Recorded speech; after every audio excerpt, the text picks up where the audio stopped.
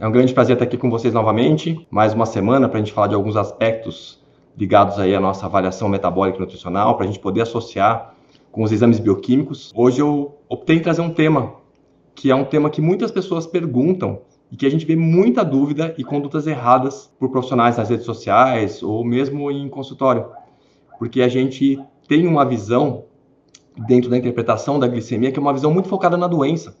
Então, quando a gente tem algumas alterações que não são da doença, são de disfunções pontuais, a gente acaba tendo uma dificuldade de interpretar. E eu tenho aqui como alguns objetivos te trazer para um outro nível de observação de questões ligadas à glicemia. Isso vai te permitir entender um pouco mais a low carb, o que funciona, o que não funciona, a high carb.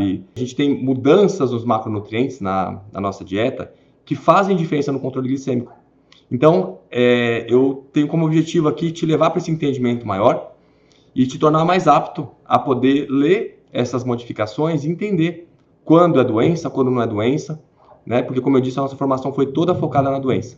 Então, a gente conhece o diabetes, a gente conhece a resistência à insulina, que a gente vai falar, mas a gente não conhece a normalidade. E dentro da normalidade tem tanta coisa importante que a gente pode falar para o paciente, que a gente pode interpretar da vida dessa pessoa, que para nós profissionais é um desperdício não ter esse conhecimento. E esse conhecimento, infelizmente, não é ensinado nas faculdades.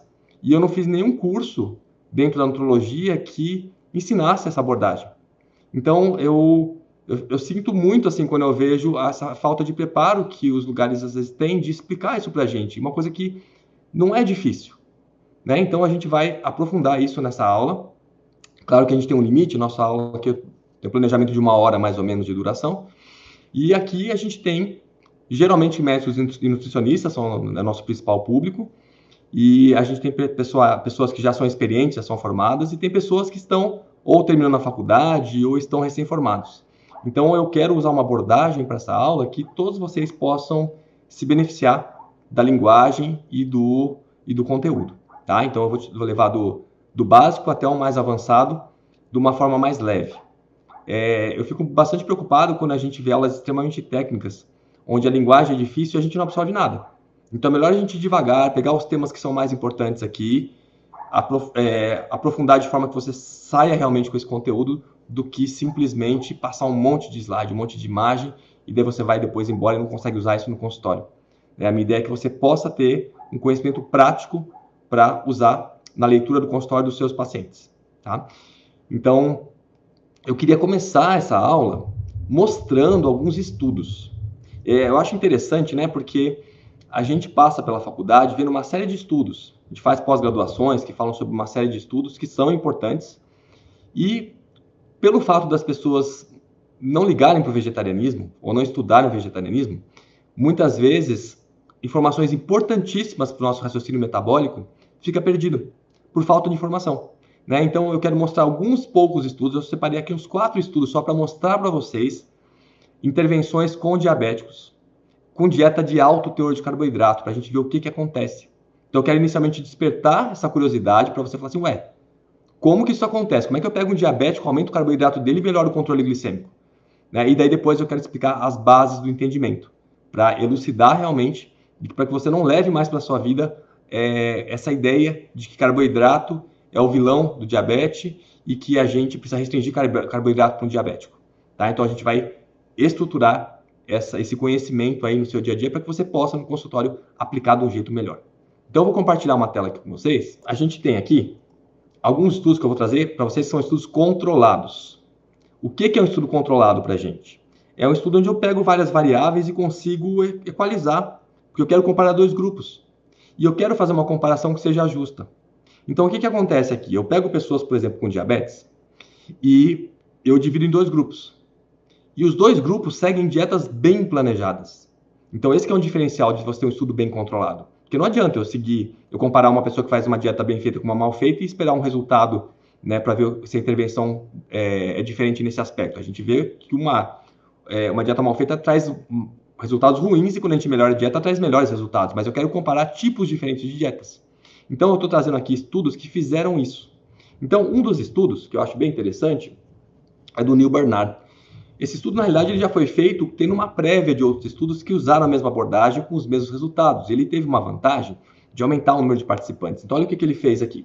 Ele recrutou 99 pessoas diabéticas, então elas tinham diabetes já, e acompanhou por 2 semanas, mas ele dividiu, ele randomizou, ou seja, ele colocou aleatoriamente 49 pessoas num grupo que ia seguir um perfil de dieta vegana e 50 para um perfil de dieta onívora. Ambas bem planejadas. Então veja que a dieta onívora, a dieta preconizada pela American Diabetes Association.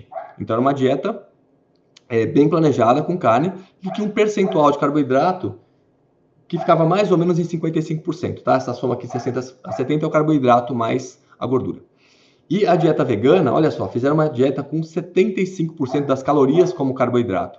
Vamos lembrar que pra gente, né, pelas diretrizes, 45 a 65% é o percentual que geralmente é preconizado. E isso foi além do que é preconizado, ou seja, 75%. E esse aumento aqui de carboidrato, para que a gente pudesse chegar nisso, foi removido gordura da dieta. Então foi feita uma dieta com até 10% de calorias das gorduras, enquanto na dieta onívora ficava em torno de 30%. E além disso, esses indivíduos foram orientados a comer à vontade. Então eles não usavam nem os óleos naturais, né? As gorduras, digamos, mais vegetais, seja abacate, as oleaginosas e, obviamente, as gorduras de má qualidade. Então, coma à vontade, uma dieta com 75% de carboidrato e 10% de gordura, e vamos ver o que acontece. Então veja que interessante, né? Aqui, só para a gente ver, eu não vou cansar você com essa imagem, não, que a quantidade de carboidrato antes e depois da intervenção mudou. Então não foi só o percentual, foi a carga, a quantidade total em gramas. Então a pessoa chegou onívora comendo 205 gramas de carboidrato e ela passou a usar 251 gramas, aumentou em 50 gramas. E a dieta onívora, que tinha 213, abaixou para 165, ou seja, houve uma restrição de carboidrato na alimentação onívora comparada com esse aumento que houve na alimentação vegana. Olha o que aconteceu aqui quando a gente compara os resultados do perfil vegano com o perfil onívoro. Houve uma redução do uso de medicamentos em 43% no grupo vegano contra 26% aqui no grupo onívoro. De forma significativa, a hemoglobina glicada, né, nos pacientes que não modificaram os medicamentos, continuaram usando os remédios, foi muito mais importante do que as pessoas que eram onívoras. Isso é interessante porque a hemoglobina glicada é uma fotografia de 3 meses da nossa glicemia. É um exame bastante utilizado, né? E vamos pensar que a hemoglobina está transportando oxigênio no sangue, a glicose também está passeando lá. Deixa eu mudar aqui a visão para vocês. Então, a hemoglobina está ali circulando, a glicose também, e elas vão se esbarrando. E aí vai grudando glicose na hemoglobina. Então, a hemoglobina fica glicada, fica açucarada. Como o tempo de vida da hemoglobina é de mais ou menos 3 meses, eu vou enxergar o que aconteceu nesses últimos 3 meses. Então, ele é um marcador de mais longa duração que mostra para a gente esse controle glicêmico. E eu tenho sempre que prestar atenção, porque toda vez que eu olho para esse exame, eu tenho que ver se a pessoa tem hemoglobina normal. Se a pessoa tiver uma anemia, por exemplo, vai atrapalhar e vai mudar totalmente o resultado. Tá? Então, é um exame, como eu tenho falado sempre aqui nas nossas avaliações, e que é importante que você leve para a sua formação profissional, né, no consultório, é que todos os exames têm interrelações. A gente precisa sempre olhar o conjunto da obra para poder entender o que acontece. Bom, olha só o emagrecimento aqui, né, que foi uma tendência a ser maior no grupo vegano do que no grupo onívoro, aqui é o dobro do peso, e redução do colesterol maior também no grupo aqui. Só para a gente ter uma ideia, essa redução de hemoglobina glicada que houve no grupo vegano, ela equivale a uma terapia monomedicamentosa para o tratamento de diabetes, ou seja, equivale a usar um remédio para o tratamento de diabetes. Então, houve também mudanças com relação à microalbuminúria, que é um marcador para a gente de lesão vascular. Então, o grupo que seguiu essa dieta de maior teor de carboidrato e menos gordura teve um indício de melhor proteção dessa parte vascular. E aí, olha que interessante, aqui ele mostra ao longo das 22 semanas o que acontece com a hemoglobina glicada. Vamos lembrar que, pelos parâmetros que nós temos hoje, 6,5 para cima é o valor que a gente considera como o indivíduo tendo diabetes. E aí a gente vê de forma interessante que aqui em azul são os indivíduos que seguiram um perfil vegano, e em vermelho os que seguiram um perfil onívoro. E veja que o perfil vegano trouxe uma redução da hemoglobina glicada bem maior do que o grupo que era onívoro. Tá? E aí é interessante uma coisa que eu quero mostrar para vocês, que veja só, ninguém ficou com esse valor abaixo de 6,5. Ou seja, não houve uma remissão no sentido de você curar a diabetes. E a gente vai conversar sobre isso daqui a pouquinho. Porque tem indivíduos que você vai fazer intervenção e vai normalizar a glicemia. E tem outros que você vai fazer intervenção e não vai normalizar a glicemia. E é muito importante que você entenda esse processo, que eu vou explicar já já com mais detalhes. Tá? Mas o fato é que a intervenção melhora o controle. Melhorou tanto no grupo onívoro, com uma dieta bem planejada, quanto no grupo vegano. Melhorou mais no grupo vegano, que essa foi a conclusão dos autores, né, ao fazer a leitura final dos dados. O que mais mudou na ingestão de nutrientes? Olha que interessante isso. As pessoas têm medo que uma dieta, às vezes, vegana seja mais carente, né? Mas esse estudo, né, avaliando esse perfil dietético, fez essa avaliação e mostrou que os veganos tiveram, né, as pessoas que adotaram a dieta vegana tiveram uma maior ingestão de carboidratos, de fibra, beta-caroteno, folato, vitamina K, vitamina C, de magnésio, de potássio, e houve uma redução de cálcio e B12, que a gente sabe que são pontos de atenção num perfil de dieta vegetariana estrita. E os onívoros tiveram uma redução da ingestão de carboidrato e de ferro. E aí, olha que interessante, você fala assim, poxa, mas o Neil Barnard, ele acompanhou essas pessoas por 22 semanas. Será que se eu acompanhasse por mais tempo, ia dar diferença? Então, segue o estudo por 74 semanas, ou seja, 1 ano e meio. E, resumidamente, o que aconteceu aqui? Veja a hemoglobina glicada ao longo das 74 semanas do grupo vegano e do grupo onívoro, ou seja, do grupo de alto teor de ingestão de carboidrato e do grupo com menor ingestão de carboidrato. Então, o controle glicêmico se mantém ao longo de todo o tempo. Então, isso é muito interessante porque é uma intervenção que não é com resultado pontual, é de longa duração, tá? Então, o resultado foi melhor. E esse estudo aqui ele é bem interessante, né? Que ele avaliou também foi um estudo multicêntrico, randomizado também, com alimentação plant-based, avaliando a parte cardiovascular, e pegaram indivíduos que eles chamaram de indivíduos que estavam fazendo uma dieta low fat, 211 diabéticos. Mas veja só, low fat com 31% de gordura não é low fat, não é baixo em gordura. Então, isso é um ponto para a gente ter atenção na leitura dos exames, na leitura dos artigos científicos que a gente olha. Porque às vezes você tem uma nomenclatura que não corresponde ao que foi aplicado. Tá? Então, aqui não era uma dieta de baixo teor de gordura, era uma dieta com teor normal de gordura, sem limite de ingestão de calorias, enquanto a dieta onívora, você tinha um perfil habitual também, com menor teor de carboidrato, tá? Um percentual mais baixo. O grupo vegano trouxe, comparando com o grupo onívoro, como resultado, redução mais expressiva da hemoglobina glicada, maior redução de peso, maior redução dos níveis de LDL, né? E a gente teve um melhor controle glicídico e lipídico desses indivíduos. Então isso é muito interessante, né? Ver como essa abordagem traz um efeito bom, mesmo com tendo mais carboidrato. E só para finalizar, para não cansar muito, eu quero te mostrar esse último estudo aqui, que é do McDowell. O McDowell tem uma clínica, na verdade ele tem um programa de imersão, onde ele pega os pacientes e coloca dentro de um hotel. E aí ele faz uma inserção de uma dieta, que é uma dieta higienista, que ele chama de dieta 80-10-10. Então ele mostrou aqui uma casuística dele, com 1.615 participantes, essa quantidade de homens e mulheres, que seguiram esse programa, né, certinho nessa imersão. E esse aqui é o perfil de pacientes com dislipidemia, com hipertensão, né, com problemas de saúde. E ele fazia essa dieta que se chama 80-10-10. O que significa isso? Ele faz uma dieta onde o carboidrato equivale a 80% das calorias. Lembra que o máximo é 65%. Ele faz com 80%, proteína 10% e gordura até 10%. Aqui tem um ponto muito importante que eu gosto muito de ensinar para o pessoal na minha formação de avaliação metabólica, que essa proporção faz muita diferença na leitura dos exames. Porque a gente consegue ler nos exames como a pessoa está ingerindo carboidrato, que quantidade ela ingere de proteína. Eu não preciso mais de um recordatório para saber disso. Eu olho para o exame. É muito mais fiel para a gente. Então, quando eu tenho alguém com uma ingestão mais alta de carboidrato, eu fico muito mais tranquilo em reduzir a quantidade de proteína. Porque o meu medo é ingerir pouco carboidrato, o meu corpo precisar de carboidrato e eu ter que destruir a minha proteína, os aminoácidos, para transformar em glicose. Então, quando eu aumento o percentual de carboidrato, eu tenho mais segurança em reduzir a proteína. Isso vale para o doente renal, isso vale para qualquer condição onde você vai olhar essa dupla aqui funcionando, carboidrato e proteína. Tá? Não é o nosso tema hoje, né? Ensinar como ler esses marcadores, mas para quem tiver interesse, depois eu tenho uma formação que dá para a gente aprender com detalhes como fazer a leitura e se livrar do recordatório. O exame é transparente para a gente com relação a esses dois marcadores. Então, é o que ele fez. Pessoas internadas, entre aspas, né, 7 dias no hotel na Califórnia, seguindo esse programa. Todas as refeições são feitas sob supervisão médica, nutricional, psicológica e chefe de cozinha. Ou seja, a gente está vendo que a pessoa está comendo mesmo. Ela está seguindo um programa orientado e controlado.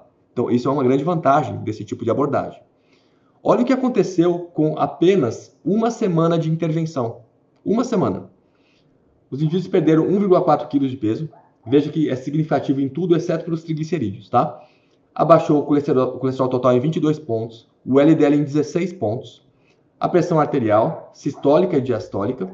E olha que interessante, a glicemia no grupo todo, em média, abaixou 3 pontos. Mas eu não posso considerar só esse número aqui. Por quê? Eu tenho que saber quem tem um perfil glicêmico normal e quem tem alterado. Então veja que interessante.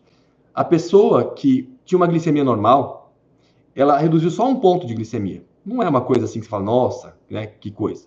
Mas veja só, que as pessoas que tinham a situação que a gente chama de pré-diabetes, ou uma glicemia de jejum alterada, que ela ficava ali entre 100 e 126, a redução foi de 8 pontos de glicemia. E quem era diabético, glicemia acima de 126, reduziu em 17 pontos. Isso aqui é muito impactante, porque é uma semana de intervenção.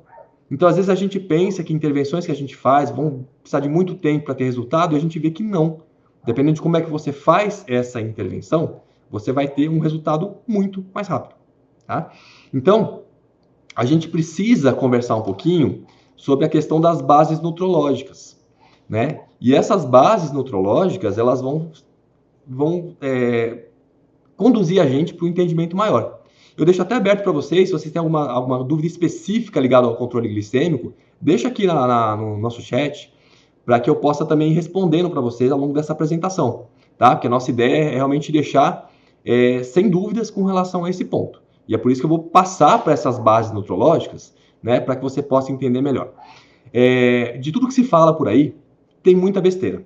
E o que é mais importante a gente entender é o cerne do controle glicêmico que pode levar a uma alteração que nós conhecemos como diabetes. E nesse entendimento, né, quando você começa a ter esse entendimento, você nunca mais vai ter dúvida nessa interpretação. Então fica mais fácil da gente organizar o raciocínio clínico, fica mais fácil você ter segurança no momento do atendimento. E o que é interessante é que tem pacientes com glicemia alta que a gente vai orientar a aumentar o carboidrato. Outros a gente vai otimizar a redução do carboidrato. Então, existe um treinamento para a gente saber como fazer cada um deles, tá? Mas é um treinamento para um outro momento que exige muitas horas de curso para isso, tá? Mas aqui você já vai entender essa base que leva o indivíduo a ter ou não um quadro de diabetes. Então, vamos lá, olha só. Vou voltar aqui às nossas bases. Esse aqui é um ponto, não se assuste com essa imagem, porque eu quero desvendar, né, para você essa imagem. Essa imagem é muito, muito importante. Ela é tão importante que eu vou primeiro te explicar, olhando para você aqui, vou pegar na sua mão, vamos lá junto para a gente montar esse raciocínio, depois a gente vai para a imagem e a gente olha para a imagem.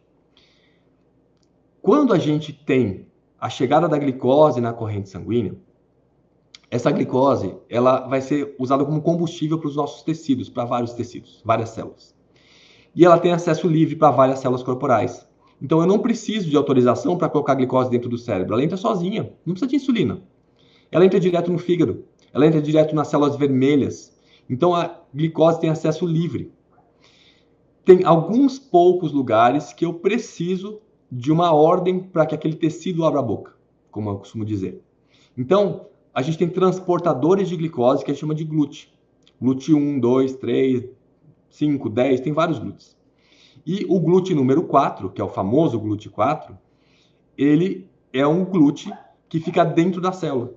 Então, a diferença frente às outras células é que eu tenho a membrana celular e o transportador já está grudado na membrana. Então, a glicose que chega, eu vou colocando para dentro automaticamente. Não precisa de nenhuma autorização para a célula pegar a glicose.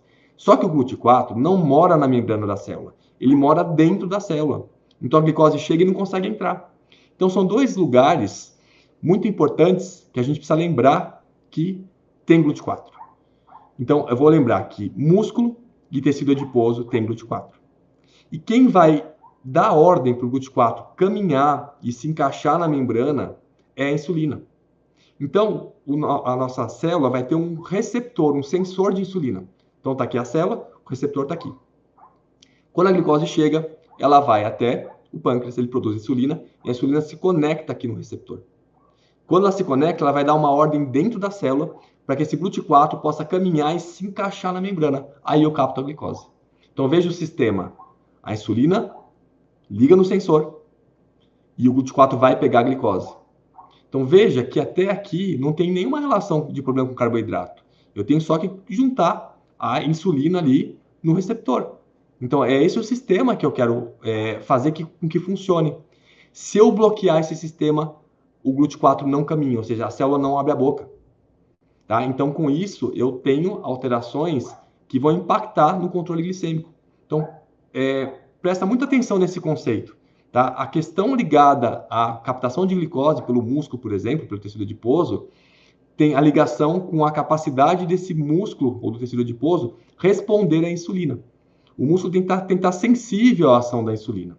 Então vamos ver como é que isso acontece, né? E como que isso é atrapalhado. E eu vou dizer para vocês que assim, olha, eu tenho acho que já mais de 20 anos de ensino da parte metabólica e eu tenho uma quantidade absurda de pacientes atendidos em consultório fazendo avaliação metabólica individual. E quando a gente faz essas inserções, o resultado no tratamento, no controle glicêmico, é muito impactante. Eu gostaria que você aprendesse a fazer isso também, porque o resultado que você vai ter com o seu paciente é um resultado muito bom. Então você vai ter aí realmente uma melhora do controle e vai tirar o seu paciente de uma série de riscos que ele acaba tendo. Então vai ficar muito mais tranquilo a nossa conduta sabendo fazer isso. Então, esse entendimento que eu quero te passar agora é o seguinte. A gente tem nas células um receptor chamado Toll-like, que ele é muito sensível à presença de gordura saturada, gordura trans e LPS. Então, quem são esses indivíduos, digamos assim? Gordura saturada, de fonte vegetal, a gente vai ter principalmente óleo de coco, óleo de palma e dendê.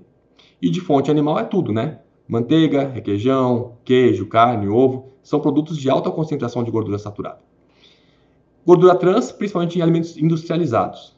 E o LPS são elementos oriundos da desbiose, da bagunça em bactérias intestinais. E a gente geralmente causa isso reduzindo a fibra e o carboidrato. As bactérias boas, como bifidobactérias, lactobacilos, são bactérias que nós chamamos de sacarolíticas. São bactérias que usam carboidrato para se proliferar, para se desenvolver. Então, se eu restringo fibra e carboidrato, essas bactérias não têm comida, elas definham, elas morrem. A bactéria intestinal dura 2 dias.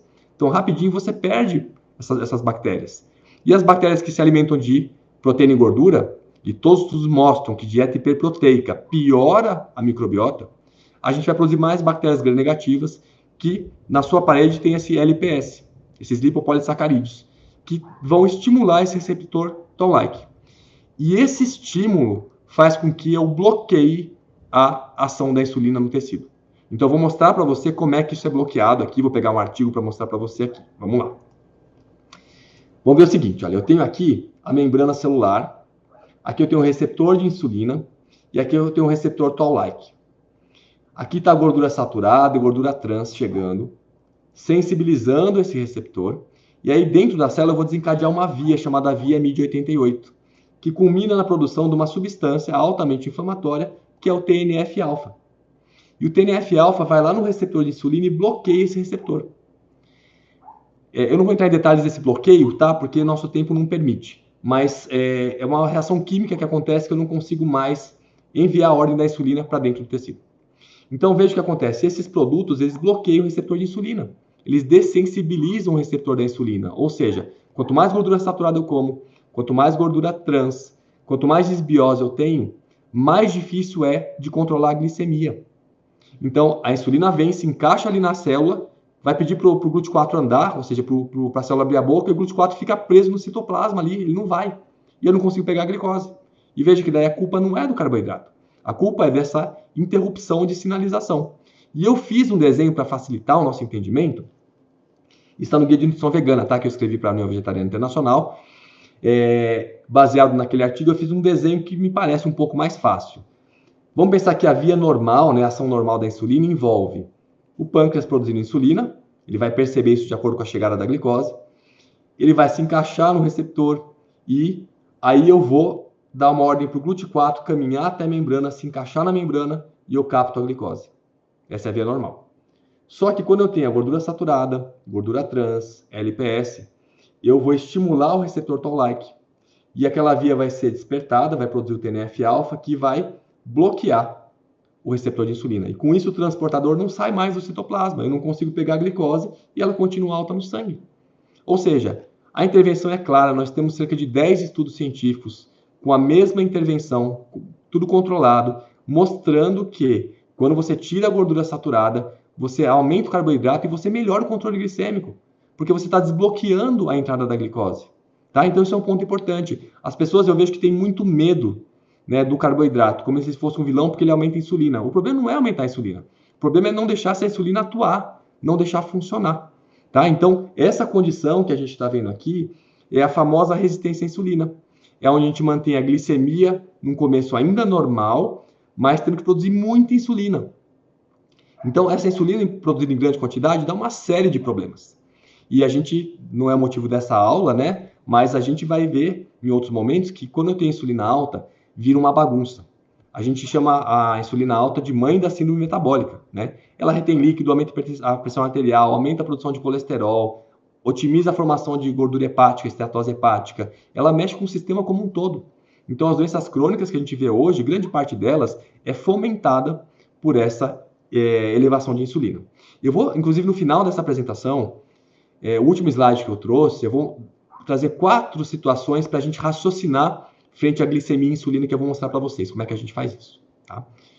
Voltando aqui. Outro ponto que eu queria colocar muito para a gente aqui, para lembrar.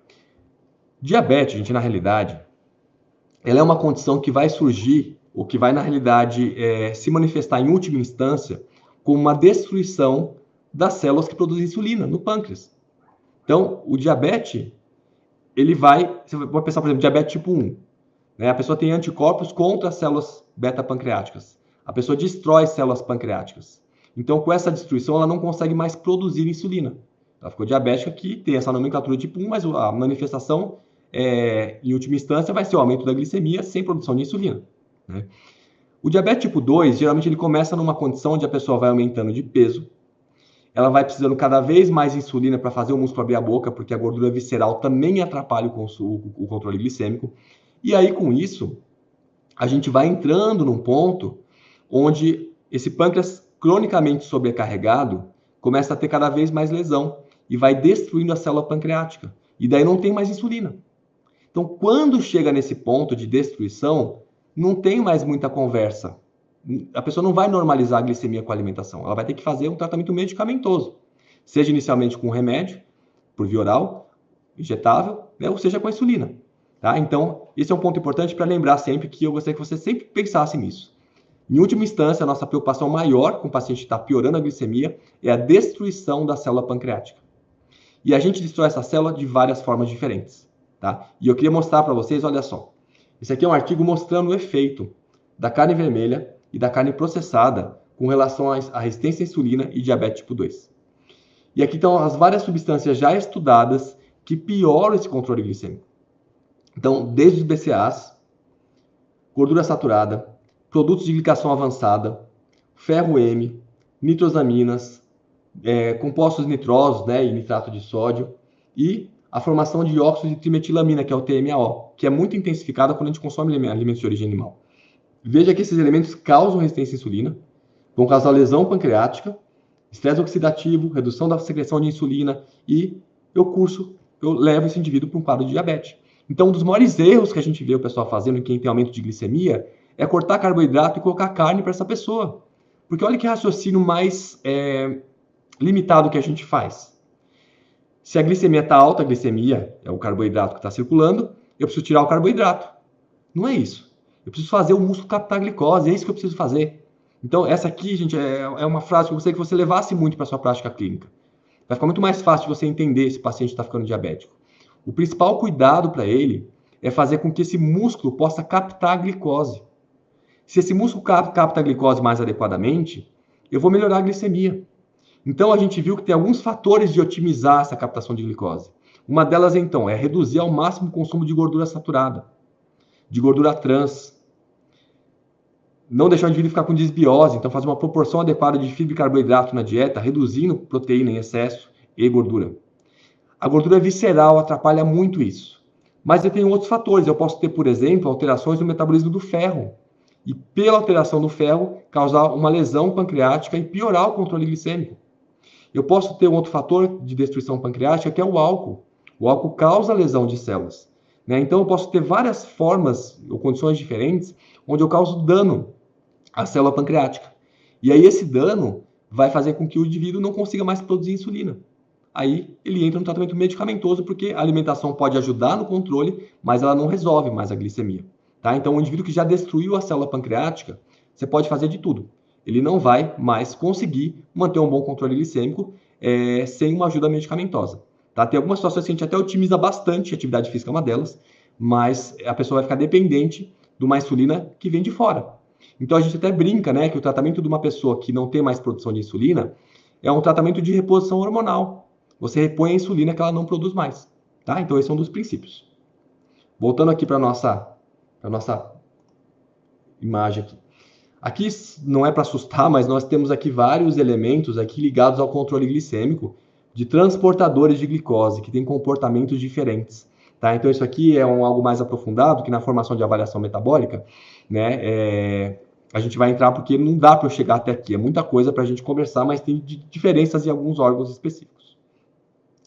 E esse aqui é um dos últimos elementos que eu queria mostrar para vocês aqui, com relação a essa parte do controle glicêmico, que é a célula pancreática, como é que ela produz a insulina.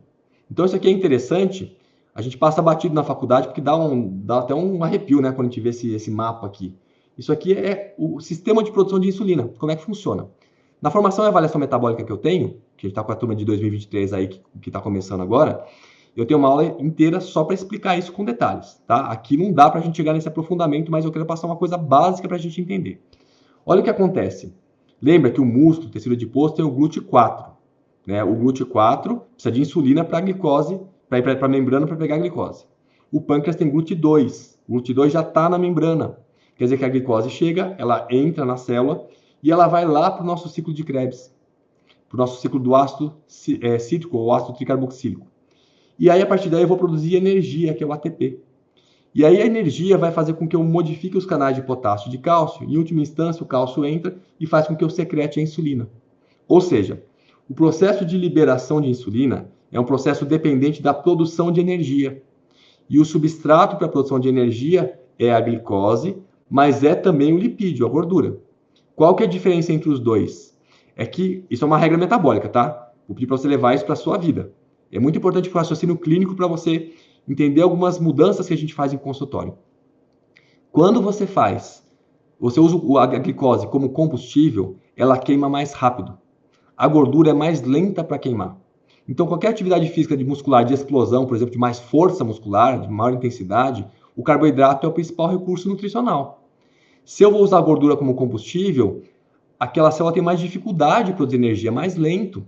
Então, eu não consigo fazer um exercício de muita força usando gordura como combustível, porque não dá tempo de produzir ATP, de produzir energia. Tá? Então, aqui nesse caso, a gente vê que a glicose é quem vai dar a maior produção, maior pico de insulina liberado na circulação, porque ela chega, produz energia rápida e joga a insulina rapidamente para a circulação.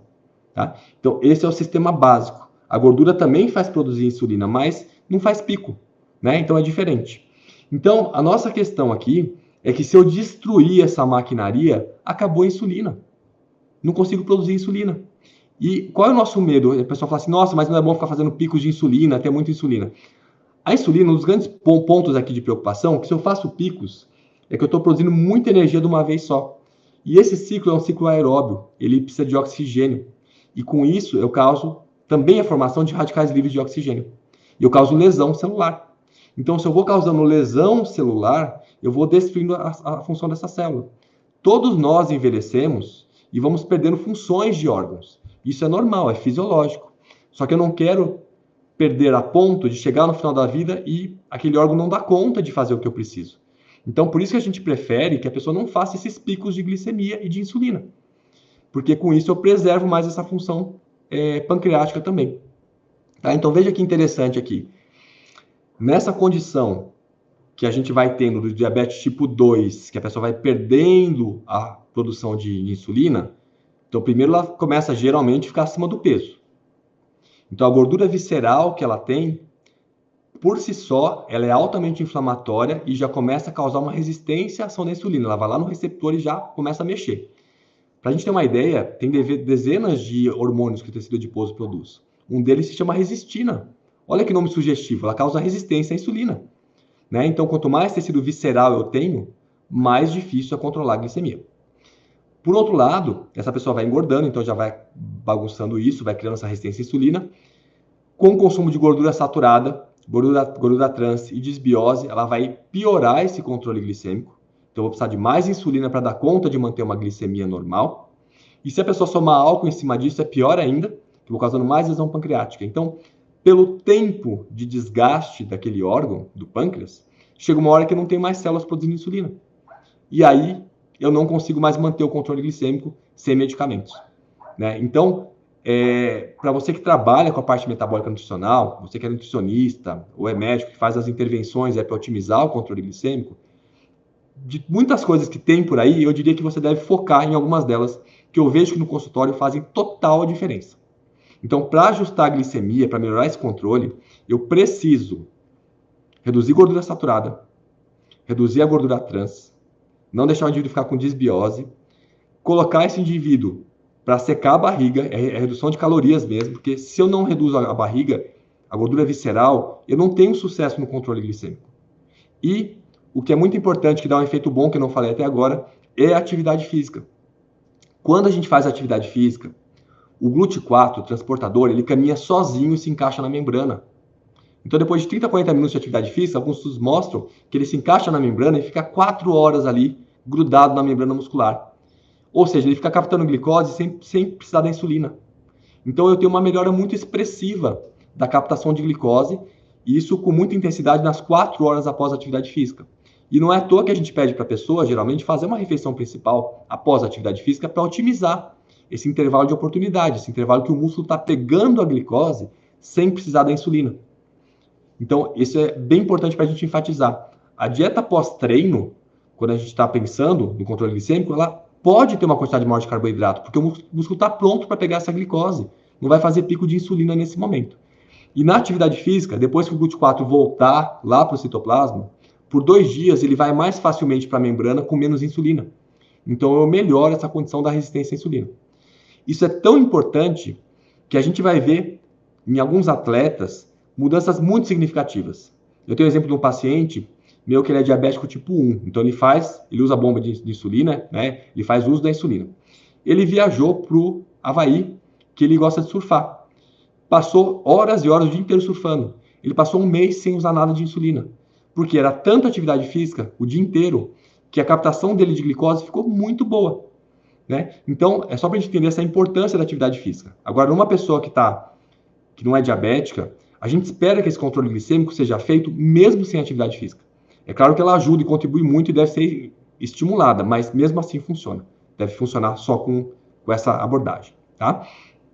Então, essa é a visão na questão da doença.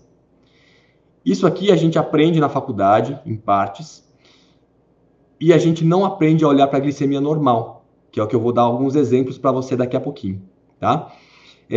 Como esse tema ele é muito denso, ele tem muitas informações, eu acho que desse tema, na minha formação, eu devo ter seguramente aí umas 4, 5 horas só para explicar alguns detalhes desse ponto aí, né, para a gente ir juntando os elementos. Eu tenho uma formação, essa formação é avaliação metabólica e nutricional, do onívoro vegetariano, com ênfase em interpretação de exames laboratoriais. Essa turma de 2023, tá, ela é composta por 6 módulos de 2 meses. Tá? Então, assim, no primeiro módulo a gente vai trabalhar muito essa parte do metabolismo de carboidrato, como é que faz o controle glicêmico e pegar todos esses exames que são ligados ao controle glicêmico. Nessa aula, a gente já aprende como avaliar carboidrato, proteína e gordura usando o exame bioquímico. A gente não precisa mais ficar perguntando para o paciente o que ele come para tentar ver se aquilo bate ou não. A gente vê no exame, tá? Desde que a gente tenha um olhar mais diferenciado e por isso essa formação, ela tem essa duração de 1 ano para a gente ir treinando isso. Mas nesse primeiro módulo, nesses primeiros 2 meses, você já sai do primeiro módulo sabendo fazer isso em consultório. E aí vai somando, né? Porque daí vem o módulo 2, que a gente vai trabalhar com outros elementos e vai somar o 1 no 2 também.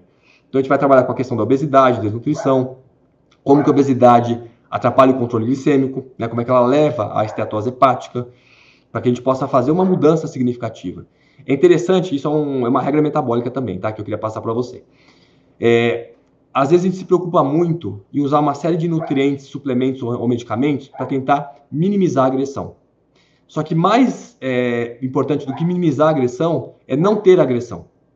Então, colocar proteção é menos eficiente do que tirar a agressão.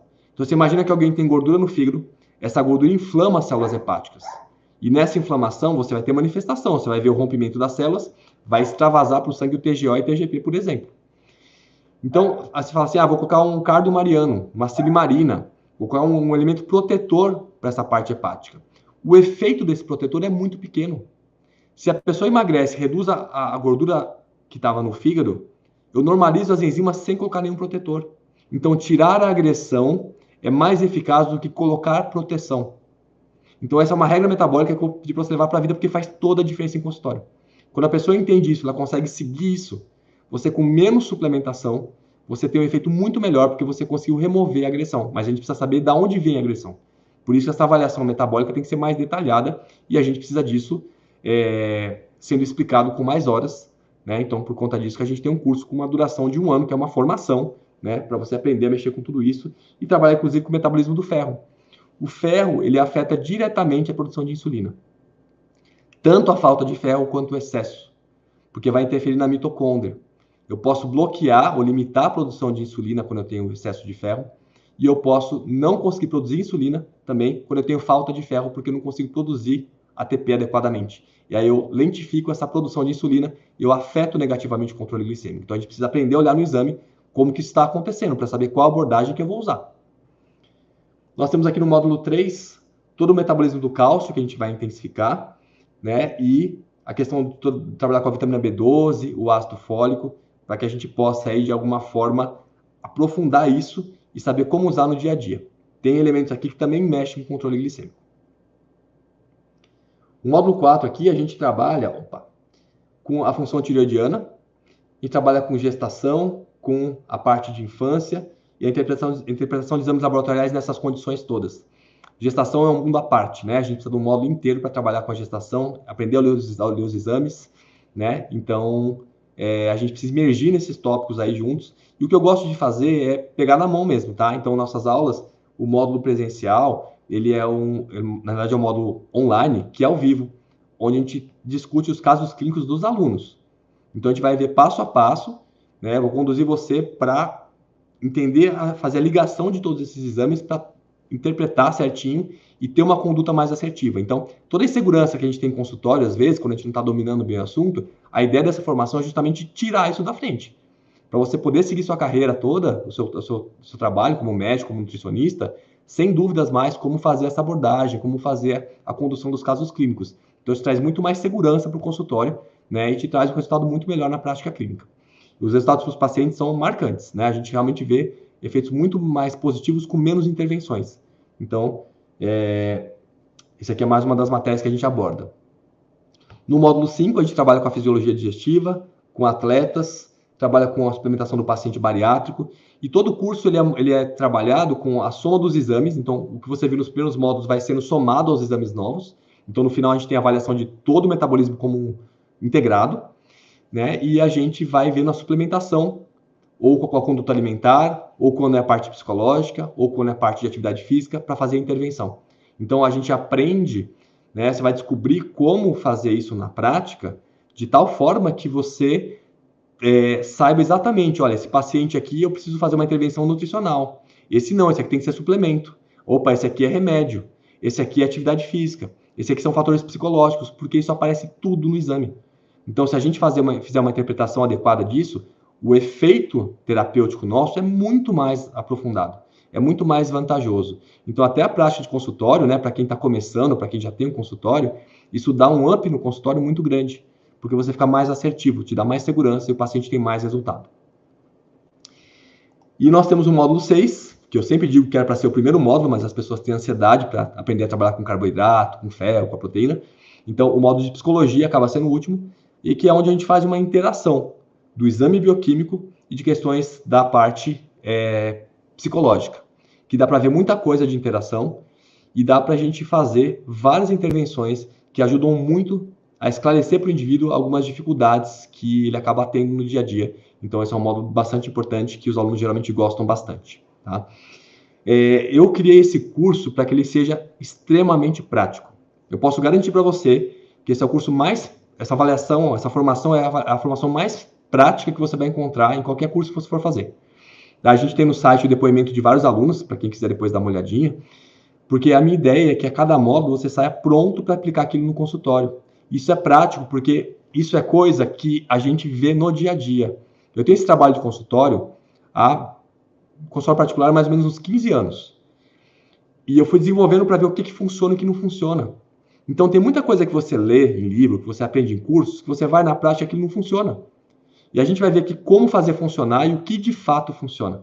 Então, essa é uma grande vantagem que eu vejo nessa formação, é te deixar pronto realmente para a prática de consultório. Tá? Eu criei uma abordagem bem didática para que a gente possa pegar coisas difíceis e transformar em coisas fáceis. Eu tenho pavor de palavreados difíceis e explicações difíceis, então é para simplificar isso, para que você saia do básico para o avançado. Né? Se você é intermediário, vai para o avançado. Se você é do avançado, a gente vai aprofundar o avançado, para poder justamente ter essa segurança em consultório. Eu queria colocar essas situações aqui, que são situações que a gente vai ficar perdido no consultório se a gente só estudou o controle glicêmico pelo modo tradicional, pelo que a gente aprendeu na faculdade. Gente, o que a gente aprendeu na faculdade é totalmente insuficiente para atender consultório. Não dá para você atender consultório com o que você saiu de conhecimento da faculdade, principalmente quando você pensa em saúde, porque a gente tem na faculdade um treinamento para a doença. Quando chega na saúde, a gente fica perdido, porque a gente não foi treinado para ver assim. Então, olha que interessante, eu tenho aqui o exame de glicemia de jejum, o exame de insulina de jejum. Vamos pensar que aqui é o mínimo e aqui é o máximo da normalidade. Então, aqui é 70 até 99, aqui é o meio, tá? Digamos 85. E a insulina, o mínimo, geralmente é 2, até o máximo que alguns laboratórios colocam como 12, outros como 24. Então, eu vou sugerir duas frases para você pensar aqui, tá? Para raciocinar quando for ler os exames. Aí, a glicemia não é quanto eu como de carboidrato. Ela não representa isso. A glicemia representa como eu distribuo o carboidrato. Tá? Quando eu vejo alguém com uma glicemia baixa, quer dizer que eu estou distribuindo bem. Eu entreguei o carboidrato para os tecidos todos, eles estão bem nutridos de glicose e ficou pouco na circulação. Então, eu sou uma pessoa que está com uma boa distribuição de carboidrato. A insulina, você vai memorizar outra frase.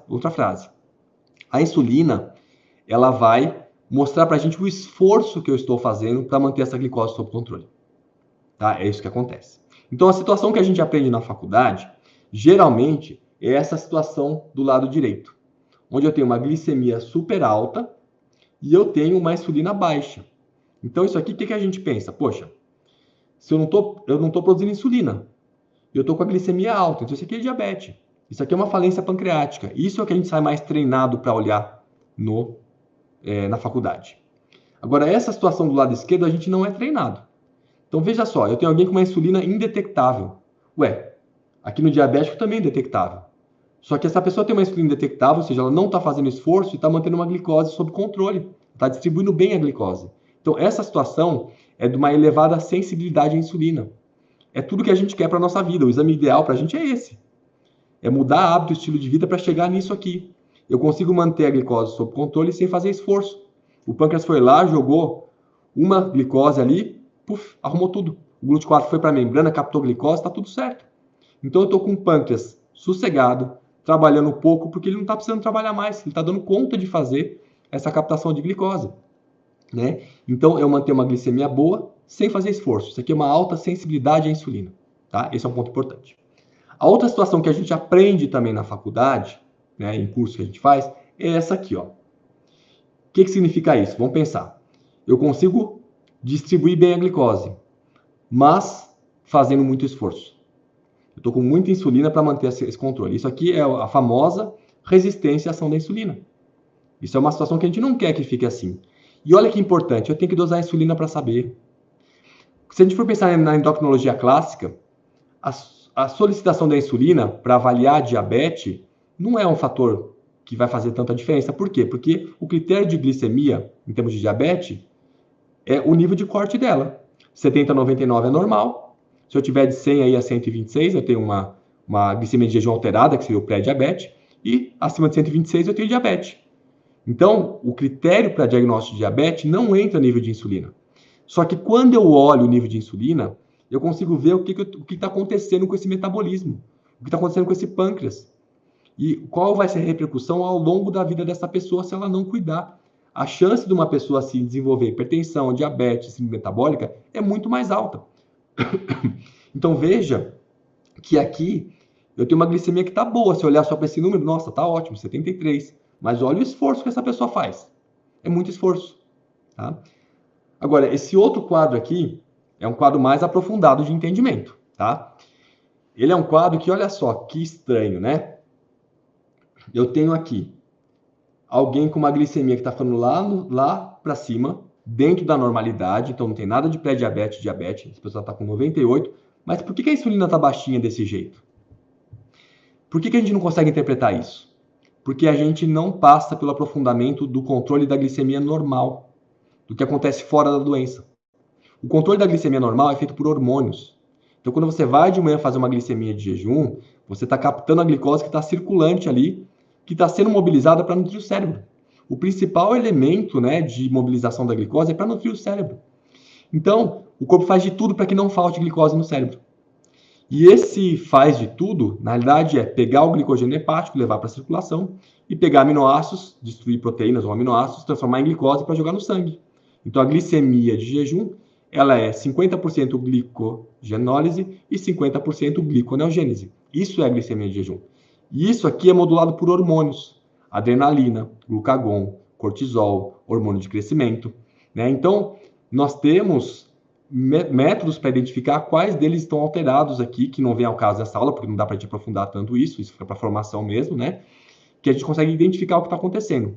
Mas pense o seguinte, liberou adrenalina, que é o hormônio de estresse, a adrenalina vai até o fígado e espreme o glicogênio do fígado. Aumenta a glicemia. Sai glicogênio do fígado e vai para o sangue e aumenta a glicemia.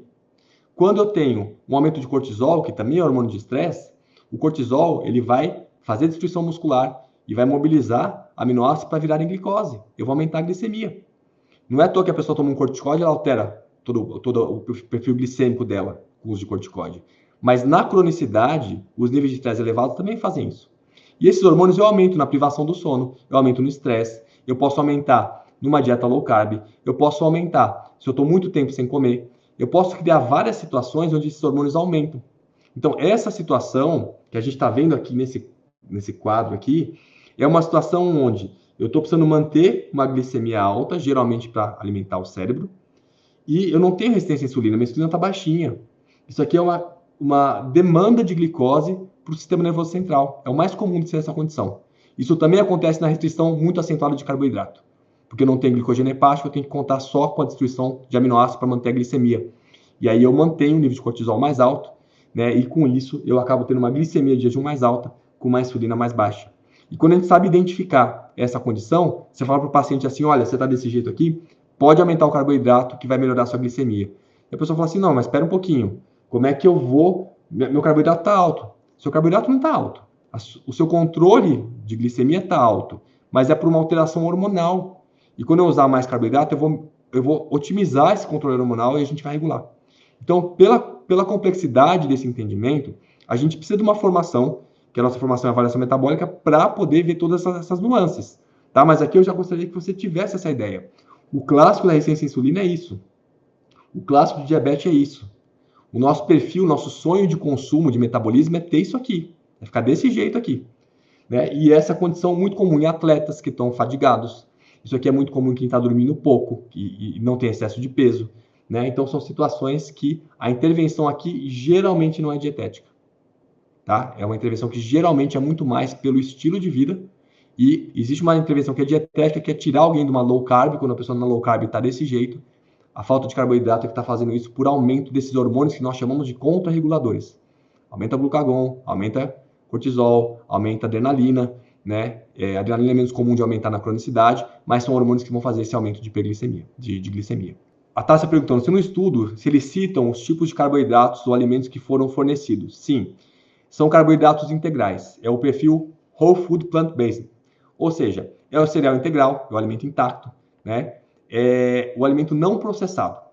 E isso a gente tem um efeito positivo também pela fibra, por reduzir essa entrada rápida de glicose na circulação, pela modulação intestinal que eu faço. E eu vou lembrar, isso é bem interessante a gente falar. Nós temos um hormônio que nosso intestino produz, chamado GLP-1. E esse hormônio ajuda na secreção da insulina, ele ajuda na saciedade e ele lentifica o esvaziamento gástrico. Quando a gente faz uma dieta com alimento integral, a gente estimula a produção desse hormônio o tempo inteiro. E esse hormônio produzido dura uns 3 a 5 minutinhos só. O que a indústria fez? Ela criou remédios. Um dos remédios faz com que você pegue esse GLP-1 que você produziu e não degrade ele, demore mais para degradar. Né? Então, você vai ter essa subtida na circulação por mais tempo, então você vai melhorar o controle glicêmico. E a gente tem um outro, que é um análogo desse GLP-1, é o próprio GLP-1 modificado bioquimicamente, que você vai injetar, ele vai durar muito mais tempo. Então, com isso, você produz esse efeito medicamentosamente. Mas quando eu tenho esse efeito pela alimentação, eu consigo cronicamente manter uma produção maior dessa substância e eu ajudo também por conta disso no controle glicêmico, tá? Mas a nossa ideia aqui é que seja com o alimento integral. É bem interessante, eu não trouxe aqui, mas tem um estudo feito na Coreia que eles fizeram essa mesma intervenção e foi difícil de fazer. Por quê? Porque pegar um oriental, tirar o arroz branco dele e fazer comer arroz integral é uma dificuldade. Eles viram que mesmo com o arroz branco teve efeito positivo no controle glicêmico, mas quem usou integral teve um efeito muito mais positivo. Tá? Então, nossa ideia é pegar realmente o integral. A Anne está perguntando sobre a questão da diabetes gestacional, se vale a mesma estratégia. Olha só, Anne, gestação é diferente, tá? Na gestação, a gente vai ter a produção do hormônio lactogênio placentário. E esse hormônio, ele bagunça, ele dificulta o controle glicêmico. Então, a gente, claro, consegue otimizar essa resposta com menos gordura saturada, com todos os elementos que a gente colocou, mas na gestação nem sempre isso por si só resolve. Então, na gestação, eu preciso muitas vezes reduzir a carga de carboidrato que essa pessoa usa, sem deixar essa pessoa com falta, né? Mas eu preciso modular também com a carga de carboidrato. Então, gestação é um capítulo diferente, por isso na nossa formação tem um módulo específico só de gestação, porque é um outro raciocínio metabólico. Tá? A Juliana, me falaram que quem tem a síndrome metabólica precisa diminuir o carboidrato e aumentar a gordura e proteína. Isso seria falso? Sim, Juliana, isso está errado. Isso está errado por quê? De forma clássica, a gente não pode usar esse perfil básico de formação, que é assim, o carboidrato é um vilão porque ele vai fazer aumentar a insulina. Não. Eu tenho que tirar o que reduz a resistência à insulina. E se eu reduzir a gordura saturada, eu faço esse efeito. Se eu tirar a desbiose, eu melhoro isso. E proteína e gordura piora todo esse quadro, principalmente se for gordura saturada, se for gordura animal. Isso piora o quadro. Então, o que eu ensino no primeiro módulo da formação é a gente ver o que precisa ser removido da pessoa ou retirado na dieta. Tem pessoas que para emagrecer, a gente vai reduzir o carboidrato. Tem pessoas que para emagrecer, a gente vai reduzir a gordura da dieta. Tem pessoas que para emagrecer, eu vou reduzir os dois. E tem pessoas que é o quadro mais difícil de mexer, que a pessoa fica com medo. Para emagrecer, eu preciso aumentar o carboidrato e abaixar a gordura. Então, a gente vê isso no exame. Então, a abordagem da síndrome metabólica é tirar da dieta o que a pessoa come em excesso. Então, eu preciso identificar primeiro o que ela come em excesso para fazer essa redução, essa modificação. Se eu não fizer isso, é como se eu estivesse fechando os olhos e tiro algum macronutriente. Vou dar uma explicação em paralelo a isso. Você imagina que alguém vai usar um remédio para inibir a absorção de gordura. Um Orlistat, por exemplo. Se a pessoa é uma grande consumidora de gordura, ela vai usar esse remédio, ela vai ter alteração intestinal, vai ter diarreia, e ela pode ter uma redução de peso porque ela reduziu a absorção do nutriente que ela come muito. Se a outra pessoa não come gordura demais, ela come carboidrato demais, se ela usar esse inibidor de absorção de gordura, ela não vai ter efeito, porque não é a gordura que está engordando ela, é o carboidrato. Então, isso muda completamente a nossa visão de consultório. Fica muito mais assertivo o processo de emagrecimento, porque você vai identificar se você tem que abaixar a gordura ou o carboidrato, e mais ainda, dá para ver qual grupo alimentar a pessoa come mais. A gente consegue identificar isso por outros parâmetros, né? Então, a gente fica mais assertivo. Então, a síndrome metabólica, eu tenho que reduzir caloria. Agora, tem pessoas que eu preciso aumentar o carboidrato e reduzir a gordura. E aí, o exame laboratorial que vai explicar isso para a gente, com detalhes. Tá? A Golda está perguntando se isso serve para pessoas idosas também, né? Serve para pessoas idosas sim, tá? A gente vê isso. A questão só do idoso, eu tenho que pensar que muitas vezes a pessoa, pelo decorrer dos anos, ela teve uma destruição já de células pancreáticas. Então, chega um ponto que, às vezes, a gente otimizou ao máximo a dieta, não tem o resultado perfeito para o controle glicêmico, e o remédio ele acaba sendo utilizado, porque já houve uma destruição do órgão. Então, isso não é incomum de acontecer. Tá? Lucas perguntando aqui qual é o efeito da musculação na captação de glicose, né? Então, olha só, e já aproveitando aqui a pergunta da Maria Daniela, atividade física aeróbica ou resistida é melhor, né? Olha que interessante isso. Quem responde essa pergunta para a gente são os nossos pacientes. O melhor paciente para responder isso para a gente é o diabético tipo 1. Por quê? Ele injeta insulina, ele faz o controle glicêmico. Muitos vão estar com aquele aparelhinho freestyle para ver a glicemia em tempo real, várias vezes por dia. Então, essas pessoas te contam o seguinte. Elas chegam para você e falam assim, doutor, o dia que eu faço uma musculação, eu preciso usar menos insulina. Mas o dia que eu faço uma corrida, tem dia que eu nem posso usar insulina, senão eu faço hipoglicemia. Então, em termos de efeito mais rápido, o aeróbio dá mais efeito do que o anaeróbio. Mesmo porque no anaeróbio, dependendo da intensidade que você fizer, você vai ter aumento de hormônios contrarreguladores. Vai aumentar cortisol, vai aumentar adrenalina, que são hormônios hiperglicemiantes. Né? Então, eu tenho um efeito de forma prática mais forte no aeróbio. Mas é bom que se faça os dois, porque eu preciso do anaeróbio para ter mais volume muscular, para ter mais estrutura de contenção de articulação, eu vou prevenir artrose, eu tenho uma série de benefícios com isso. E se eu tenho mais músculo durante o dia, eu tenho mais músculo para captar glicose, então eu tenho benefício nas duas atividades, tá? Mas a gente vê classicamente que o aeróbio, os pacientes têm mais efeito quando a gente faz essa intervenção, tá? Pergunta da Sueli, qual é o investimento do curso? Eu passei ali, tá? O pessoal deixou o link para quem quiser ver, né, e conhecer mais o curso. Perguntando aqui sobre esse curso, se o curso é uma pós-graduação. O curso ele é um esquema de pós-graduação, ele é uma formação na realidade. Eu não fiz uma formação clássica, né, da avaliação desse curso de formação, porque o clássico vai pedir que você faça monografia, você tem aula de uma série de metodologias, coisas que só vão atrapalhar para quem quer ter uma aplicação prática. Eu quis fazer o curso com a minha cara, que seja algo prático, que eu possa passar tudo que eu aprendi ao longo desses anos todos, toda a prática de consultório, para você sair já fazendo tudo e tendo mais segurança no atendimento em consultório. Né? Então, eu não fiz aqueles moldes clássicos, mas eu garanto para você que ele te traz mais conhecimento do que fazer qualquer pós-graduação em nutrologia que você for fazer, porque vai ter aplicação realmente prática aqui para você.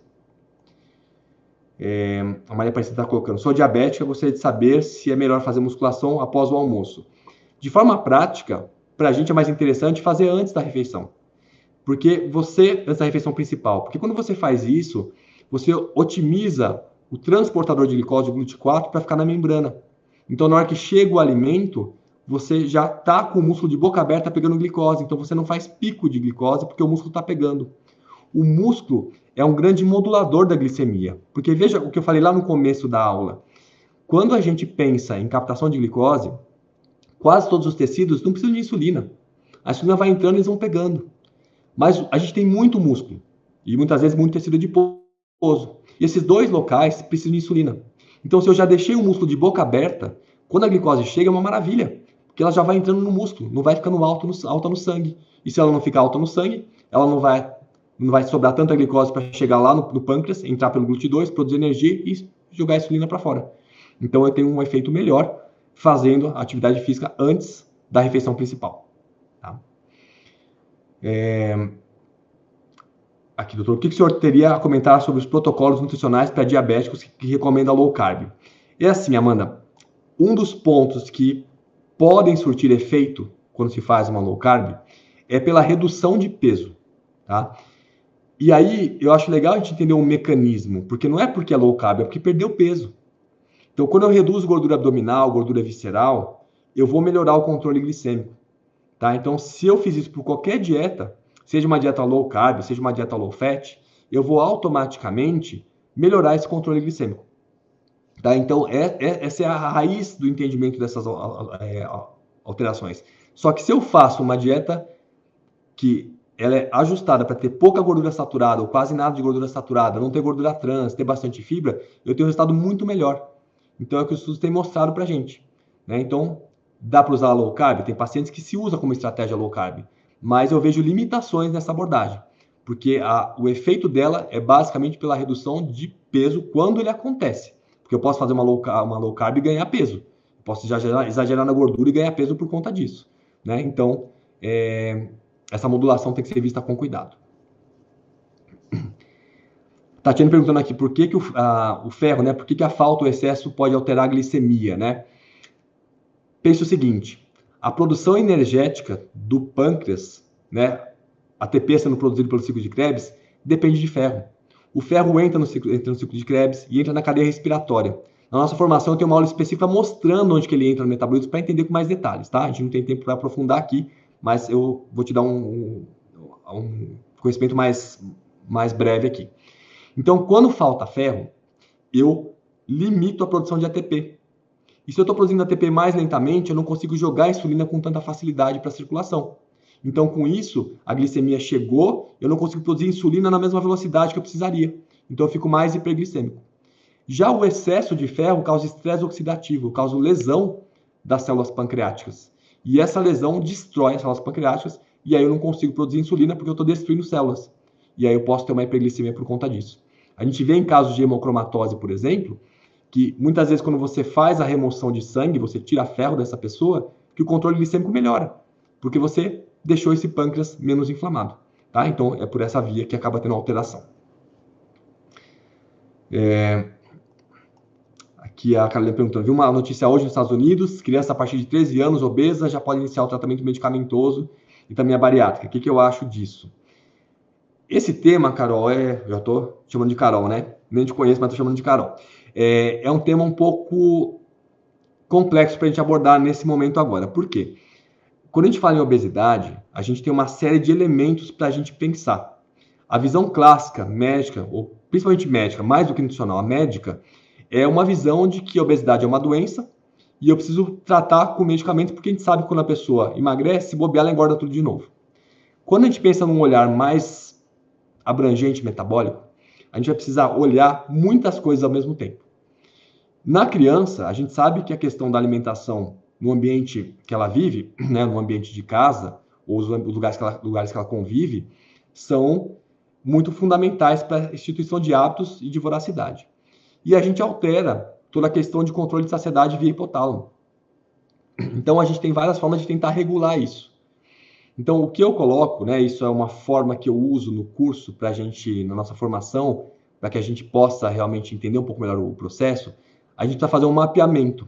Se essa obesidade está vindo de parte psicológica, se é ansiedade, se é depressão, se é compulsão. E muitas vezes a compulsão tem um gatilho que a gente vai conseguir identificar claramente para a pessoa. É fácil de ver isso. Se é uma questão ligada à questão social, tem muitos processos para ver o que acontece com a obesidade. O fato é que daí eu não posso falar contra essa abordagem científica, é que é o seguinte, quando a gente não consegue emagrecer a pessoa, e a pessoa está tendo danos corporais por conta desse excesso de peso, o medicamento, ou até a cirurgia, é uma ferramenta possível para tentar tirar aquela pessoa de um risco que ela está vivendo. Você vai pegar pessoas, por exemplo, adultos mesmo, com 300 quilos. A pessoa está, às vezes, numa condição que ela não consegue, né, se ajustar e vai entrar um tratamento mais agressivo, seja medicamentoso, seja cirúrgico.